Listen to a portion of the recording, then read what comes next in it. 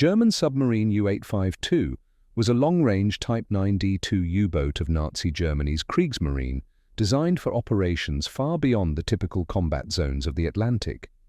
She was ordered on January 20, 1941, and laid down over a year later on April 15, 1942, at the WWII shipyard in Bremen. Assigned the yard number 1058, the boat was launched on January 28, 1943, and officially commissioned into service on June 15 of the same year. Her commander was Kapitänleutnant Heinz-Wilhelm Eck, a naval officer born in Hamburg who had joined the Kriegsmarine in 1934.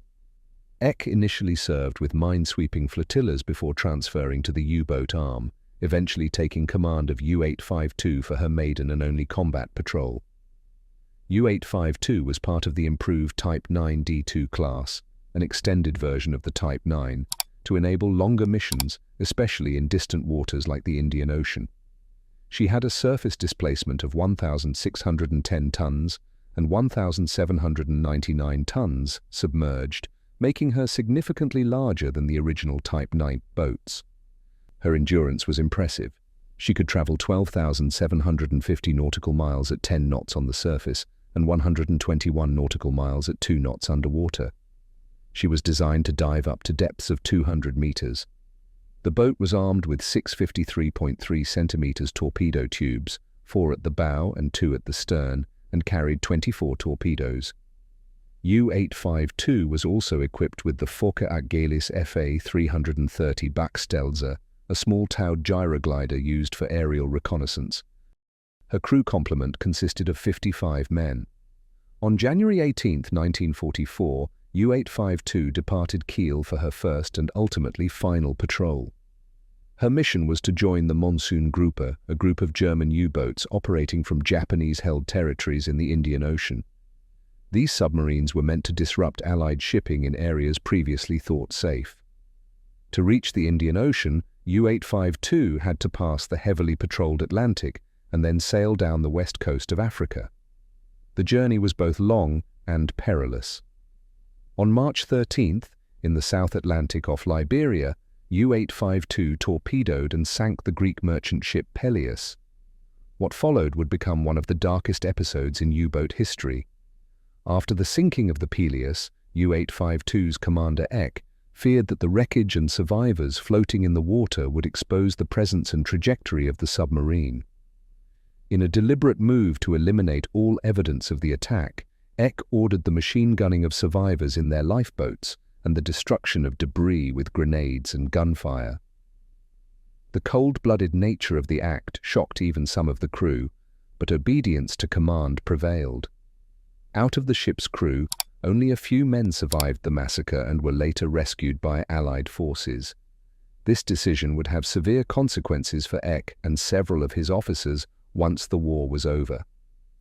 The incident became known as the Peleus Affair and stood out as a clear war crime. Despite this, U-852 continued her patrol. On April 1st, she intercepted and sank the British merchant ship Dahomey off the coast of South Africa. Unlike the Peleus incident, there was no report of attacks on survivors in this case. By then, the submarine had reached the approaches to the Indian Ocean and was nearing its intended area of operation. But the long-range voyage would soon come to a halt. Allied air reconnaissance had become increasingly effective along the East African coast. On May 3, 1944, U-852 was spotted by 6 RAF Wellington bombers in the Arabian Sea near the Horn of Africa. These aircraft, from 8 and 621 squadrons, launched a coordinated depth charge attack. In an attempt to evade the attackers, U-852 tried to dive and maneuver, but she was seriously damaged. The situation became critical, and eventually the submarine was forced to surface and beach itself on a coral reef near Ras Hafun in Somalia. The crew scuttled the boat to prevent it from falling into Allied hands. Of the 66 crew aboard, 7 were killed during the air attack. The remaining 59, including Commander Eck and other officers, managed to reach the coast, where they were quickly captured by British forces. Their mission was over, and with it, the operational life of U-852 came to an end. From the wreckage of U-852, British forces recovered several important items, including a nearly intact FA-330 gyroglider. This strange device, essentially a manned rotor kite, could be deployed while the submarine was surfaced to provide extended aerial reconnaissance. Its recovery offered the Allies rare insight into German innovation in submarine warfare and demonstrated how far U-boat technology had advanced by 1944. The capture of U-852's crew, however, was not just the end of a naval mission, it led to a historical legal reckoning. After the war, Heinz-Wilhelm Eck and several of his officers were tried by a British military tribunal in Hamburg for their actions during the Peleus incident. The trial became the only known instance in which U-boat crew members were prosecuted and convicted for war crimes. Eck was unrepentant during the trial, maintaining that he acted under military necessity, though the court disagreed. Along with two other officers, Gustav Lenz and Hans Lenz, Eck was sentenced to death and executed by firing squad in November 1945.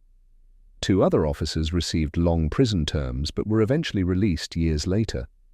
The legacy of U-852 is a controversial and somber one. As a technical feat, she embodied the peak of German U-boat design, capable of long-range, deep-water missions and equipped with advanced equipment.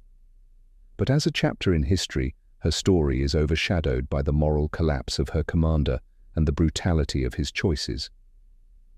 The Peleus massacre remains one of the most well-documented atrocities committed by a German submarine crew during World War II.